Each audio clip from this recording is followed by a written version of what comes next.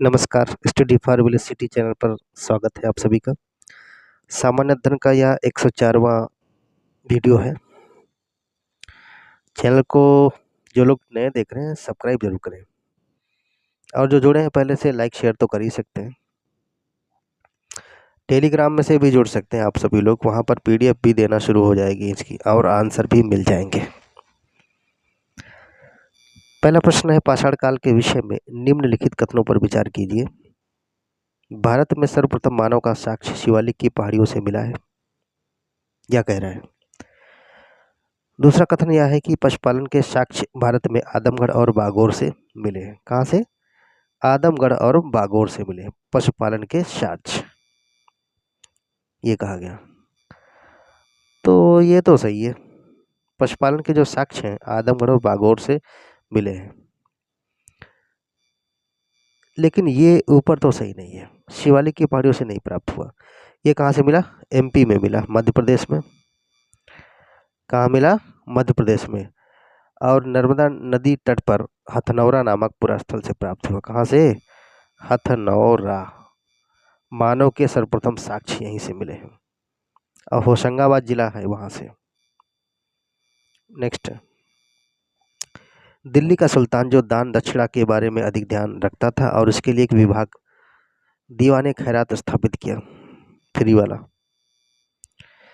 किसने? कौन था? इल्तुतमिश या फिरोज तुगलक, गयासुद्दीन शाह या बहलोल लोदी? कौन था? ये थे फिरोज शाह तुगलक। इसके अलावा उन्होंने अन्य जन कल्याणकारी कार्य किए हैं। निम्नलिखित फसलों में से कौन सी मीथेन और नाइट्रस ऑक्साइड दोनों का सबसे महत्वपूर्ण स्रोत है? किसकी? मीथेन का और नाइट्रस ऑक्साइड। इसका महत्वपूर्ण मानव जनित स्रोत है। कपास रहेगा, धान रहेगा, गन्ना रहेगा, गेहूँ। ये धान से पैदा होता है। मीथेन और नाइट्रस ऑक्साइड यहाँ से मिल सकती है। उसकी जब फसल होती है तो चीज़ें सड़ती गलती हैं, तो उसमें ये चीज़ बनती है। निम्न में से कौन सा एक बाघ के मूल आवास के क्षेत्रफल के आधार पर भारत का सबसे बड़ा बाघ अभयारण्य है? भारत में सबसे बड़ा बाघ अभयारण्य है मानस पक्के या नागार्जुन सागर, श्रीशैलम, पेरियार? कौन है? नागार्जुन सागर श्रीशैलम का है, आंध्र प्रदेश में है। चौथा प्रश्न की बात हो रही, चौथे प्रश्न का कौन सा उत्तर सही रहेगा? इस हिसाब से नागार्जुन सागर श्रीशैलम रहेगा, सी नंबर। नेक्स्ट, निम्न युग्मों में से कौन सा सुमेलित नहीं है? क्या सुमेलित नहीं है? इसकी बात हो रही है। जयमंडल आरक्षित क्षेत्र अवस्थित है कहाँ? मानस मेघालय से मिलन कर पा रहा है, नंदा देवी उत्तराखंड, कंचनजंगा सिक्किम, अगस्तमालाई केरल। इनमें से कौन सही सुमेलित नहीं किया गया? कौन सही सुमेलित नहीं किया गया? नंदा देवी उत्तराखंड में है, कंचनजंगा सिक्किम में है और अगस्तमालाई केरला में है। मानस तो मेघालय में नहीं है। ठीक है, असम चले जाइए।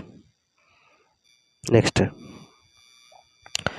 नीचे दो वक्तव्य दिए गए हैं, कथन ए और दूसरा कारण है आर। कथन ए के अनुसार भारत में ब्रिटिश साम्राज्यवाद का बीजारोपण बंगाल से ही हुआ। जो ब्रिटिश साम्राज्यवाद का जो बीजारोपण है, जो बीज बोए गए, वो बंगाल से ही बताया जा रहा है। कारण आर के अनुसार अंग्रेजों ने 23 जून 1757 को प्लासी के युद्ध में बंगाल के नवाब सिराजुद्दौला को पराजित किया और मीर जाफर को बंगाल का नवाब बनाया था। इसके अनुसार क्या कहा गया? 23 जून 1757 को प्लासी का युद्ध हुआ, बंगाल के नवाब सिराजुद्दौला को पराजित किया गया और अंग्रेजों ने किसको बंगाल का नवाब बना दिया? मीर जाफर को बना दिया। कोर्टों के अनुसार कौन सा सही है? 6 की बात करेंगे तो इसमें जो बीजारोपण की बात हुई बंगाल से हुई है, सही है। और जब तो इसकी बात 1757 की बात हो रही है प्लासी के युद्ध की, तो ये भी सही है और व्याख्या भी दोनों का कर पा रहा है। तो देखेंगे इनसे कौन सा सही होगा। ए आर दोनों सही है, परंतु आर एक ही सही व्याख्या मतलब सही स्पष्टीकरण भी दे पा रहा है। सी नंबर सही हो गया। नेक्स्ट है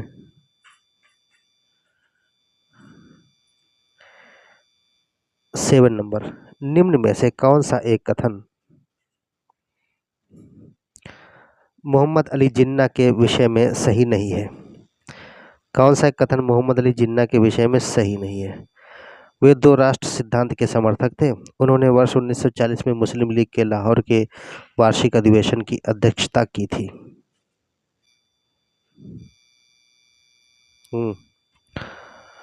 असहयोग आंदोलन में उन्होंने भाग लिया।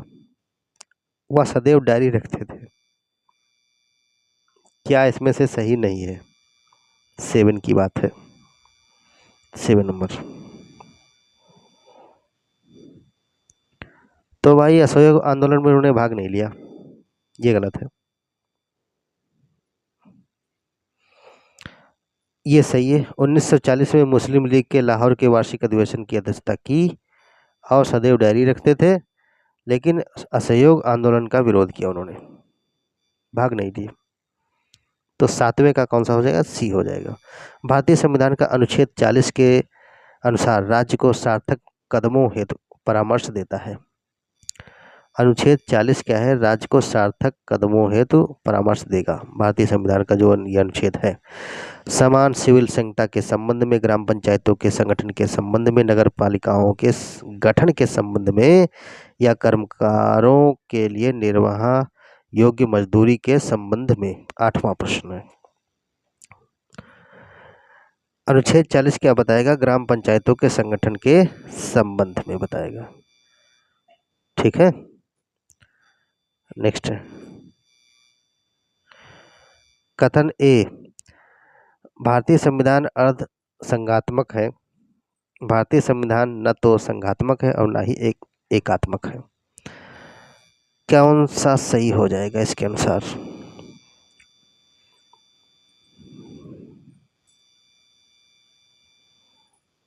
नवा प्रश्न है, कौन सा सही होगा? तो भारतीय संविधान अर्ध संघात्मक है फेडरलिज्म के अनुसार। ऐसा नहीं कि पूरी तरह संघात्मक है, राज्य भी है ना, तो ये तो सही हो गया। भारतीय संविधान ना तो संघात्मक ना ही एकात्मक, ये गलत है। तो ए सही है परंतु आर गलत है, ये सी नंबर सही हो जाएगा।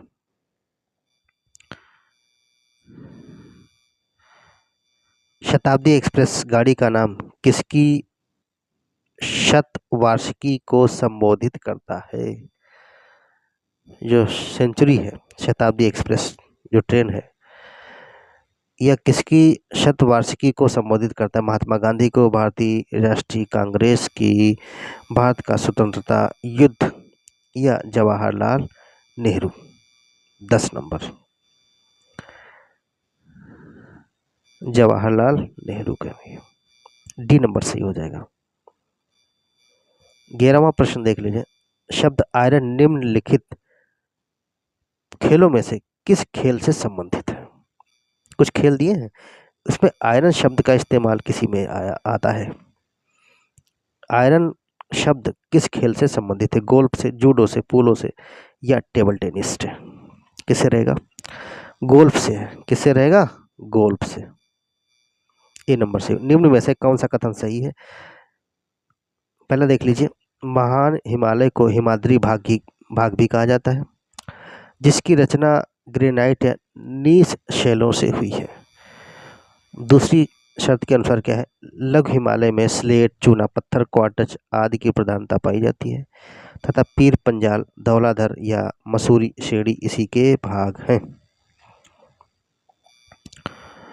महान हिमालय की बात हो रही है, ऊपरी हिमालय, फिर लघु हिमालय की बात हो रही है, सबसे छोटे बीच के वाले की, मध्य हिमालय की नहीं। तो इनके बारे में इसमें दिया है। पहला कह रहा है कि महान हिमालय को हिमाद्री भी कहा जाता है। क्या कहा है? हिमाद्री भी कहा जाता है। रचना किससे बताई गई? इसकी ग्रेनाइट और नीस शैलों से हुई है। 12वें प्रश्न की बात हो रही है और कह रहा है कि लघु हिमालय में स्लेट हो गया, चूना हो गया, क्या स्लेट, चूना पत्थर, क्वार्ट्ज आदि की प्रधानता पाई जाती है। पीर पंजाल, धौलाधर, मसूरी श्रेणी इसी के भाग हैं। 12वां प्रश्न है, तो 12वें के अनुसार वैसे तो ये दोनों सही हैं, ये भी सही है। ग्रेनाइट और नीस ये शैलें इसकी रचना में भूमिका निभा दिए हैं। किसकी? महान हिमालय को, और हिमाद्री भी उसको कहते हैं। पीर पंजाल, धौलाधर, मसूरी की श्रेणी लघु हिमालय का हिस्सा है। कौन सा सही हो जाएगा? C number. नेक्स्ट, मौर्य काल में सीता से तात्पर्य, ये प्रश्न एक वीडियो में आ चुका है, फिर से देख लीजिए। मौर्य काल में सीता से तात्पर्य एक देवी से, एक धार्मिक संप्रदाय से, राजकीय भूमि से प्राप्त आय, ऊसर भूमि। सी नंबर सही हो जाएगा। 13 का कौन सा हो जाएगा? C number.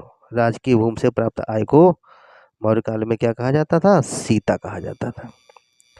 निम्नलिखित में से किसने भारत में स्वर्ण सिक्कों का प्रचलन नियमित उपयोग के लिए किया था? स्वर्ण सिक्कों का प्रचलन नियमित उपयोग के लिए किया, किसने किया? विम कैडफिसेस, कुजुल कैडफिसेस, कनिष्क या हर्मवीस, किसने किया?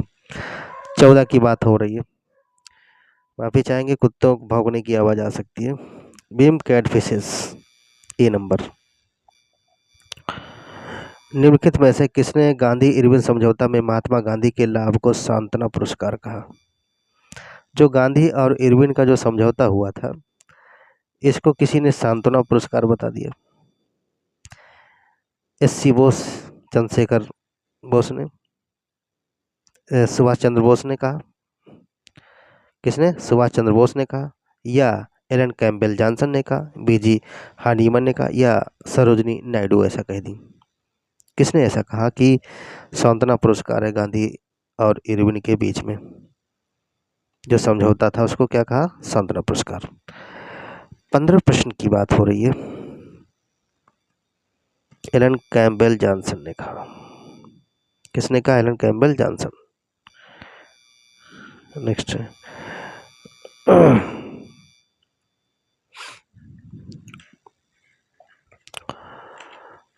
तो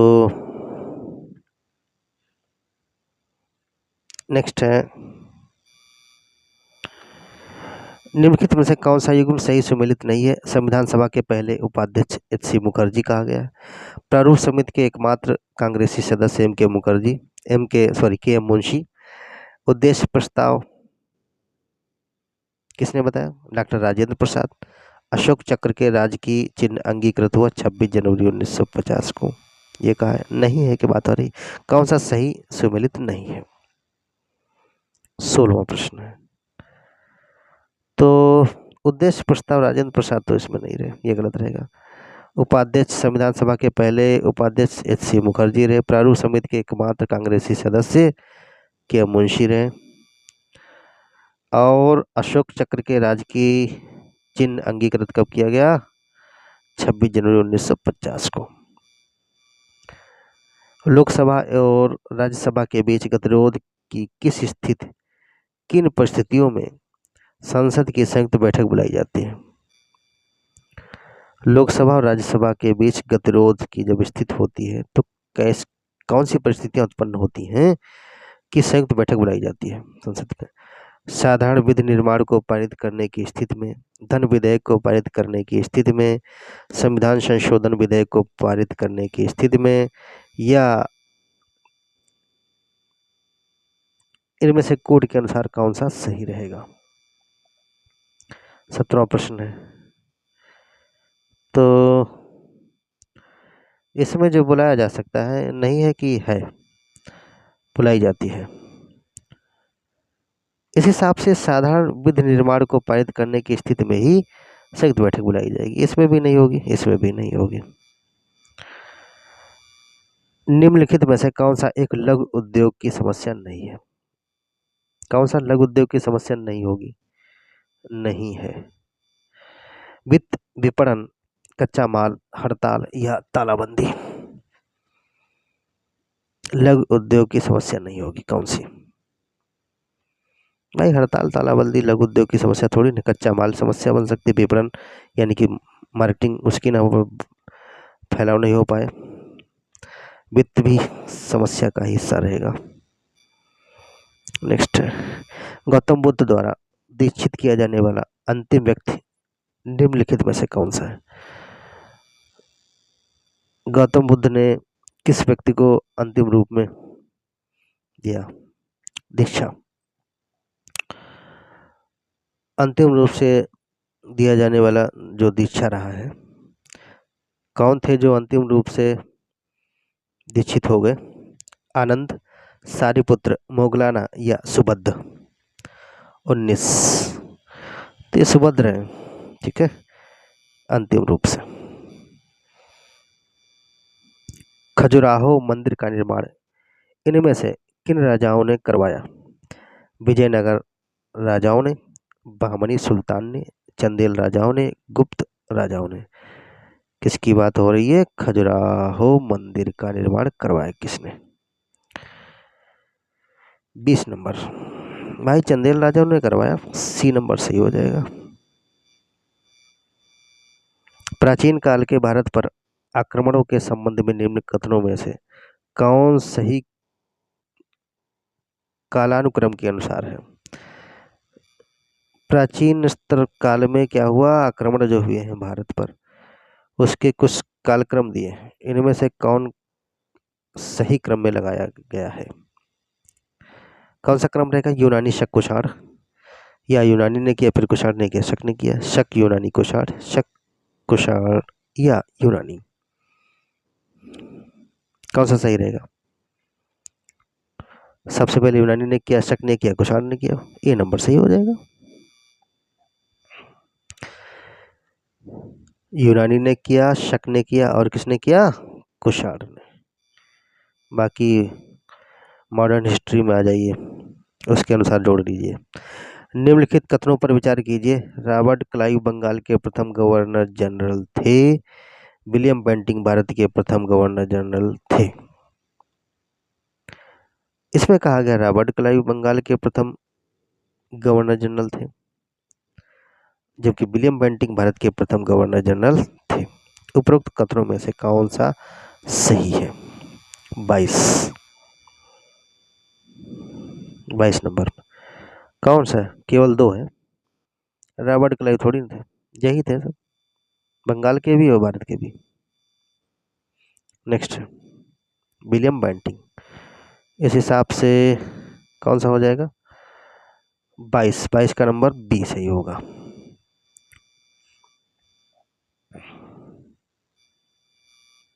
नेक्स्ट देख लीजिए, भारत में बंदरगाह प्रमुख और अप्रमुख बंदरगाहों के रूप में वर्गीकृत किए गए हैं। निम्न में से कौन सा एक अप्रमुख बंदरगाह है, यानी कि इम्पोर्टेंट और जो इम्पोर्टेंट नहीं है?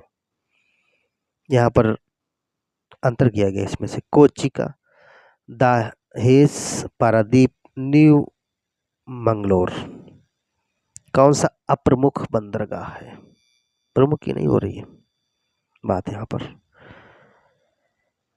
तो देश के अनुसार ये दहेज रहेगा, अप्रमुख है, इम्पोर्टेंट नहीं है, अप्रमुख।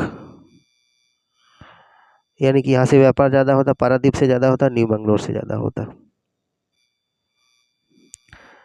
भूमध्य रेखा निम्नलिखित में से किससे होकर गुजरती है?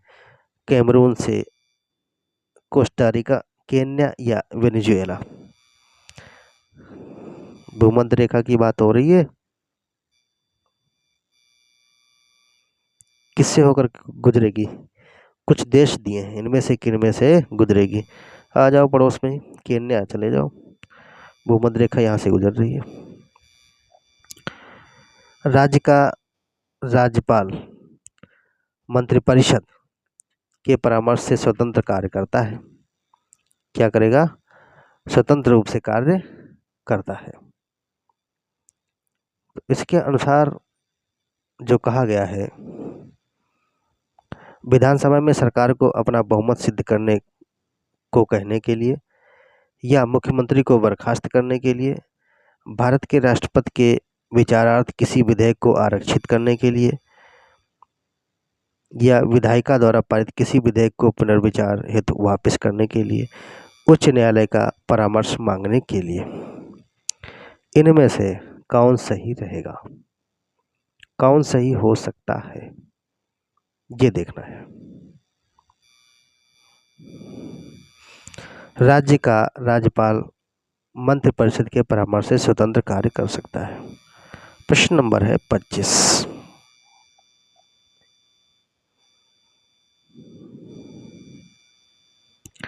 तो इसके अनुसार अगर हम बात करेंगे, राज्यपाल की बात हो रही है, तो सुप्रीम कोर्ट से मतलब हाई कोर्ट से परामर्श मांगने की कोई आवश्यकता ही नहीं है, ये गलत है। तो ये भी सही हो जाए कि मुख्यमंत्री को बर्खास्त करने के लिए, भारत के राष्ट्रपति के विचारार्थ किसी विधेयक को आरक्षित करने के लिए, विधायिका द्वारा पारित किसी विधेयक को पुनर्विचार हेतु वापस करने के लिए, और विधानसभा में सरकार को अपना बहुमत सिद्ध करने को भी लिए कह सकता है। 4 सही है, तो 1 2 3 4 ये नंबर सही हो जाएगा। नेक्स्ट है 26 नंबर, देख लीजिए। भारत के लोक वित्त से संबंधित निम्न कथनों पर विचार कीजिए। लोक वित्त से संबंधित कथन है, भारत के लोक लेखा संवितरण संसद के मत के अधीन है। भारत के संविधान में प्रत्येक राज्य के लिए संचित निधि लोक लेखा आकस्मिक निधि का उपबंध है, ये भी कहा गया है। संविधान में क्या कहा गया है? संचित निधि लोक लेखा आकस्मिक निधि का उपबंध है। कौन सही रहेगा, इस प्रश्न के अनुसार बात हो रही है। 26, तो विचार करें। भारत के लोक लेखा संवितरण संसद के मत के अधीन है, सही हो गया। और संविधान में प्रत्येक राज्य के लिए संचित निधि लोक लेखा और आकस्मिक निधि का भी उपबंध मौजूद है। इस हिसाब से दोनों सही हैं, दोनों के अनुसार 1 और 2 सी नंबर सही हो जाएगा। 27वें प्रश्न पर आएंगे। रिंग ऑफ फायर शब्द निम्नलिखित में से किस से संबंधित है? रिंग ऑफ फायर, भूकंप से, ज्वालामुखी से, प्रशांत महासागर से, जंगल की आग से, इनमें से ये कोड दिए हुए हैं, किससे संबंधित है?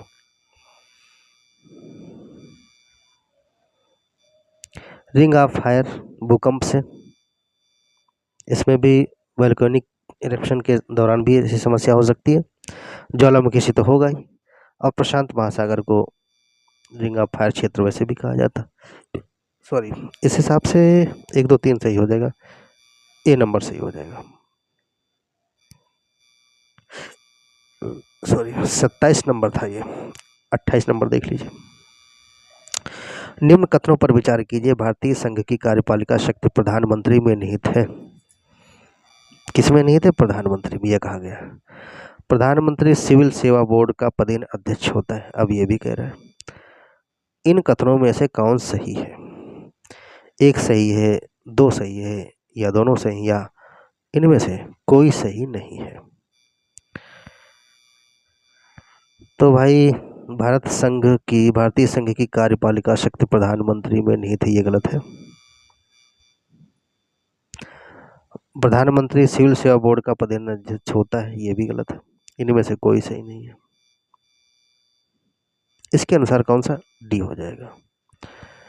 पृथ्वीराज को कैद कर अजमेर ले जाया गया, जहां उसने गौरी के अधीनस्थ कुछ वर्षों तक शासन किया। यह कथन किसका है? कहा जा रहा है पृथ्वीराज को कैद करके कहाँ ले जाया गया? अजमेर, जहां उसने गौरी के अधीनस्थ कुछ वर्षों तक शासन किया। किसने कहा? हसन निजामी ने, अलबरूनी ने कहा, अमीर खुसरो ने, या मिनहाज ने कहा। 29 नंबर कौन सा सही होगा, बताएं भाई। तो हसन निजामी के अनुसार ऐसा कहा गया, ए नंबर सही हो गया।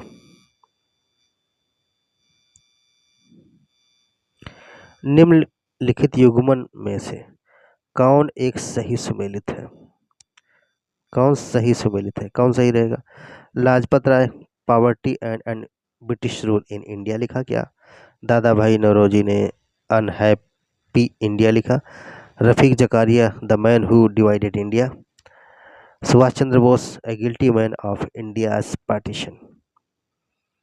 कुछ पुस्तकें दी हैं, इनमें से सही लेखक कौन सा है पुस्तकों का? 30 नंबर। तो इसकी हम बात करेंगे, ये भी गलत है, ये भी गलत है।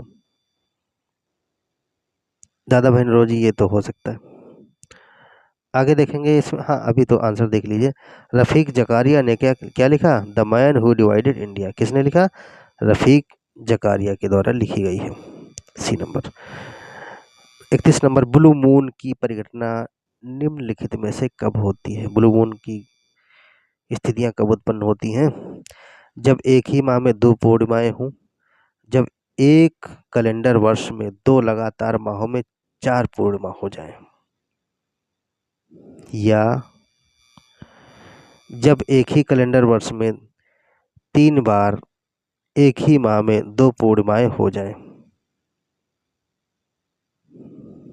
वैसे तो इसके अनुसार सब गलत है, डी नंबर सही हो जाएगा। जलियांवाला बाग हत्याकांड के विरोध में निम्नलिखित में से किसने वायसराय के कार्य परिषद से त्यागपत्र दे दिया? जो जलियांवाला बाग हत्याकांड था, इसमें से किसने वायसराय के कार्य परिषद से त्यागपत्र दे दिया था? रविंद्रनाथ टैगोर ने दिया, मदन मोहन मालवीय ने दिया, सर शंकर नायर ने, या उपरोक्त सभी? किसने ऐसा किया? 32 नंबर। सर शंकर नायर ने किया था। निम्नलिखित शैल तंत्रों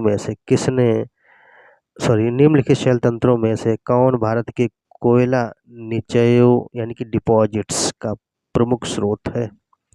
धारवाड़ तंत्र में मौजूद है, या गोंडवाना तंत्र में, या कुड़प्पा तंत्र में, या बिंद तंत्र में? कहाँ कोयले का भंडार ज़्यादा मौजूद है इनमें से? 33 नंबर। गोंडवाना क्षेत्र में चले जाइए भाई, यहाँ पर कोयला बहुत मौजूद है।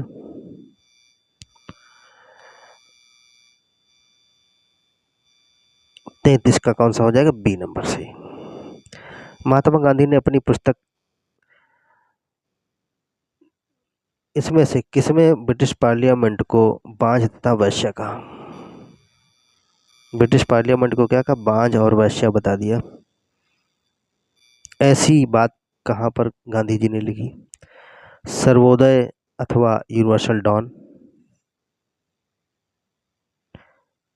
अन ऑटोबायोग्राफी और the story of my experiment with truth, Hind Swaraj, the story of a Satyagrahi? इनमें से किस पुस्तक में ऐसी बात को उन्होंने कहा कि ब्रिटिश पार्लियामेंट जो है बांझ और वैश्य है? 34 नंबर। हिंद स्वराज में कही, किसमें लिखा? हिंद स्वराज में इस बात को उन्होंने कहा। भारत के उपराष्ट्रपति का निर्वाचन एक निर्वाचक गण द्वारा होता है। निर्वाचक गण, ठीक है, गण द्वारा होता है, जो संसद के दोनों सदनों के सदस्यों से मिलकर बनता है। केवल राज्यसभा के सदस्यों से मिलकर बनता है। संसद के दोनों सदनों के निर्वाचित सदस्यों से मिलकर बनता है।